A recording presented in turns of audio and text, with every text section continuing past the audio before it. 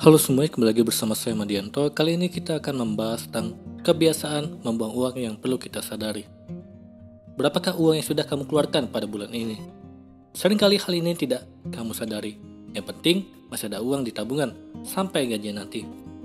Sebenarnya selama ini ada kebiasaan membuang uang yang tidak kamu sadari. Padahal pada saat pandemi, berapapun yang ditabung sangatlah berharga untuk menjaga keuangan tetap aman.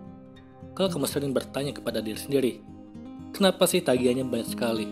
Dipakai apa saja? Itulah reaksi ketika melihat dompet atau uang kita habis secara tidak sadar. Biasanya setelah itu diri kita baru sadar untuk tidak boros dan menjaga perilaku belanja. Namun, kita harus mengakui kesadaran akan hal itu hanyalah sebentar. Beberapa bulan kemudian, kebiasaan lama akan kembali terulang. Bagi beberapa orang, memangkas pengeluaran yang besar memang cukup berhasil menjaga arus kas keuangan pribadi sehingga kembali bisa bernapas lega. Beberapa cara yang bisa dilakukan adalah mundur teratur dari lingkaran pertemanan yang sering belanja atau membatalkan langganan bulanan untuk beberapa aplikasi hiburan atau game favorit. Kebiasaan membawa uang, hanya saja terkadang kebiasaan membawa uang tersebut secara tidak sadar kembali karena banyak hal. Tawarannya menggiurkan, dan lain sebagainya. Inilah beberapa kebiasaan membuang uang yang tidak kamu sadari. Yang pertama, membeli karena diskon. Diskon memang menarik, terutama bagi yang punya kebiasaan lapar mata. Mereka biasanya lebih terpaku pada potongan harganya ketimbang apakah barang itu memang dibutuhkan. Beberapa dari mereka bahkan sudah ada pikiran, beli dulu mumpung murah, nanti juga terpakai. Mulai sekarang, buang jauh pemikiran seperti ini. Kedua, memesan makanan dengan aplikasi.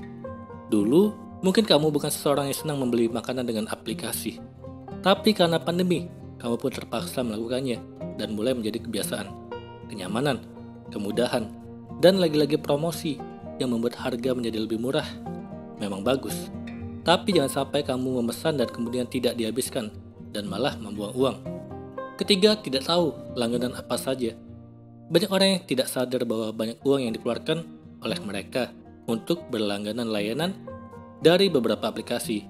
Kemunculan beberapa aplikasi streaming dengan basis berlangganan yang berbayar membuat orang akhirnya memutuskan untuk membayarnya. Biasanya orang tergiur dengan free trial, kemudian memutuskan untuk berlangganan. Ketika layanan itu sudah mulai kuno dan ada yang lebih kekinian, orang cenderung lupa untuk berhenti berlangganan layanan tersebut. Keempat, belanja tanpa perencanaan. Pepatah di Amerika Serikat mengatakan, jangan belanja di tempat grosir ketika sedang lapar. Karena hal ini bisa menyebabkan kamu pulang dengan barang belanjaan yang tidak diperlukan dan dalam jumlah yang besar. Oleh karena itu, ketika berbelanja, milikilah daftar belanja agar uang yang dikeluarkan sesuai dengan kebutuhan. Kelima, biaya bank yang tidak disadari. Kebiasaan membuang uang lainnya adalah biaya dari perbankan. Pernahkah kamu menghitung atau mencari tahu biaya bulanan perbankan untuk tabungan dengan kartu ATM? Layanan perbankan ternyata memiliki banyak biaya, mulai dari biaya ATM, biaya administrasi, dan lainnya. Memang terlihat tidak besar, tetapi cobalah untuk dihitung selama setahun. Maka bisa jadi bunga bank yang diterima jauh lebih kecil daripada biaya yang keluar. Keputusan ada di tangan kamu. Kali ini kita akan membahas tentang anggapan soal hemat yang perlu diluruskan yang berbeda dengan pelit. Pasti kita sudah sering mendengar nasihat untuk membiasakan diri berhemat, baik itu nasihat yang disampaikan oleh orang tua, orang-orang di sekitar maupun nasihat tertulis yang bertebaran di media sosial dan berbagai artikel lainnya. Tapi pada faktanya, masih banyak orang yang memandang sebelah mata akan hal tersebut. Hal ini terbukti dari banyaknya orang-orang di sekeliling kita yang masih memiliki anggapan kurang benar tentang apa itu hemat. Lantas apa sajakah anggapan terkait hemat yang perlu dibenahi dan diluruskan? Berikut ulasannya. Yang pertama, hemat bukanlah pelit.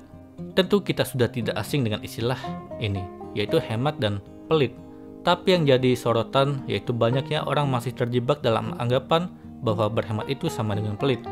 Padahal kalau dicermati dengan benar, ini adalah dua hal yang sungguh berlainan. Menjadi orang yang hemat berarti kamu bisa mengelola pemasukan dan pengeluaran secara seimbang. Kamu mampu menjaga kestabilan finansial agar tidak lebih besar pasak daripada tiang. Sedangkan pelit adalah perilaku di mana kamu terlalu menekan pengeluaran sehingga apa yang menjadi kebutuhan malah tidak tercukupi. Kedua, hemat dan kesuksesan. Walaupun nasihat untuk membiasakan diri berhemat sudah bertebaran, tapi pada kenyataannya masih banyak orang yang memandang sebelah mata akan hal tersebut. Pasti kita sudah tidak asing dengan orang yang berprinsip, sehemat apapun kalau belum waktunya kaya ya tidak akan kaya. Padahal tujuan berhemat yang sesungguhnya bukan untuk menjadi kaya, tapi bagaimana kamu menjaga kestabilan keuangan sehingga kelak tidak akan menyusahkan diri sendiri di akhir. Bagaimanapun juga, keseimbangan kondisi keuangan memiliki peran yang penting dalam kehidupan. Ketiga, berhemat tidak akan membuat uang terkuras pada akhirnya. Membiasakan diri berhemat memang susah-susah gampang. Apalagi kalau ada anggapan bahwa berhemat ataupun tidak pada akhirnya uang akan habis berkuras. Dengan alasan tersebut, pada akhirnya banyak di antara kita yang memilih menghambur-hamburkan uang. Kondisi ini memang terlihat miris. Bagaimanapun juga, berhemat bukanlah keputusan yang salah. Walaupun kelak uang tersebut akan terkuras, tapi setidaknya itu terkuras untuk sesuatu yang penting dan berharga. Bukan terkuras untuk hal yang hanya akan berakhir sia-sia.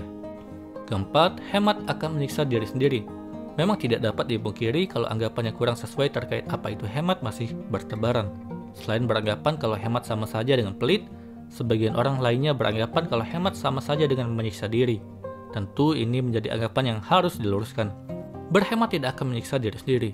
Kamu mengatur pemasukan dan pengeluaran secara cermat agar kelak tidak akan kesusahan di akhir. Bukankah lebih menyedihkan kalau ada kebutuhan penting dan mendesak tapi uang sudah tidak tersisa? Kelima, berhemat membuat kita dapat memahami dan menikmati hidup. Siapa yang tidak ingin menikmati hidup? Bisa dipastikan semua orang menginginkannya. Tapi sayangnya hal ini sedikit terpengaruh oleh anggapan hemat yang kurang sesuai. Masih cukup banyak orang yang beranggapan kalau hemat sama saja dengan membatasi kesempatan untuk menikmati hidup. Padahal itu tidak benar adanya. Berhemat justru merupakan cara menikmati hidup yang sebenarnya. Kamu menjaga kenikmatan hidup yang ada agar tidak hanya bertahan dan bisa dinikmati dalam jangka pendek, tapi dalam jangka panjang. Anggapan yang keliru terkait hemat seringkali menjebak kita dalam gaya hidup boros dan konsumtif. Tapi setelah mengetahui 5 penjelasan tadi, apakah kamu masih ragu untuk mulai berhemat? Pikirkanlah baik-baik. Tanda kalau kamu terjebak dalam toxic money habit. Membicarakan kestabilan finansial memang tidak ada habisnya, bukan tanpa alasan. Kondisi keuangan turut mempengaruhi banyak hal dalam hidup. Bahkan kestabilan kondisi keuangan menjadi salah satu kunci penting yang menentukan bagaimana kamu bisa menjalani hidup dengan bahagia. Meskipun begitu, pada kenyataannya cukup banyak orang terjebak dalam pengelolaan uang yang salah. Ini biasanya dikenal dengan toxic money habit. Kalau dilakukan terus-menerus, bukan tidak mungkin kalau kestabilan finansialmu pada akhirnya akan tumbang. Lantas apa sajakah bukti bahwa kita sedang terjebak dalam toxic money habit? Berikut penjelasannya. Yang pertama, suka membeli barang meskipun tidak dibutuhkan. Di era yang sekarang ini, keberadaan online shop menjadi hal yang sudah tidak asing lagi. Ketika di tengah membuka aplikasi berbelanja online, pasti kamu pernah berjumpa dengan beberapa barang yang terlihat lucu dan menarik perhatian. Rasanya kamu ingin memborong semuanya. Padahal tanpa disadari, perilaku yang demikian merupakan bukti bahwa kamu masih terjebak dalam pengelolaan uang yang salah. Cara mengatur kondisi finansial yang demikian bisa membuat keuangan menjadi berantakan.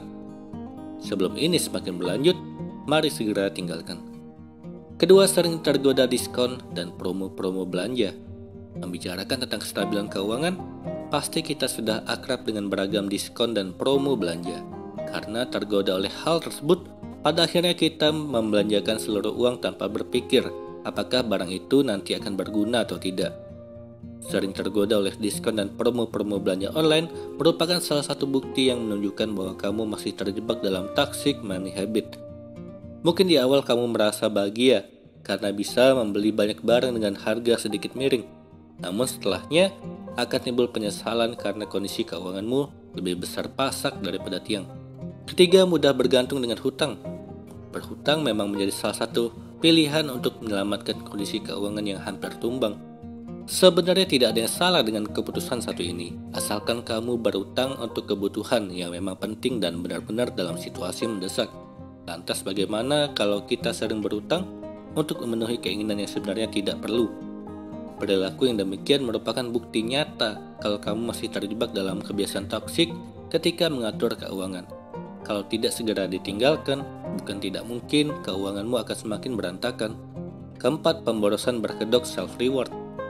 Menjalani rutinitas pekerjaan yang cukup menguras pikiran, waktu, dan juga tenaga. Self-reward atau penghargaan terhadap diri sendiri menjadi salah satu pilihan yang sering dilakukan. Dengan adanya self-reward, semangat kembali terisi sehingga kamu bisa lebih bersemangat. Tapi self-reward ini juga ada batasnya.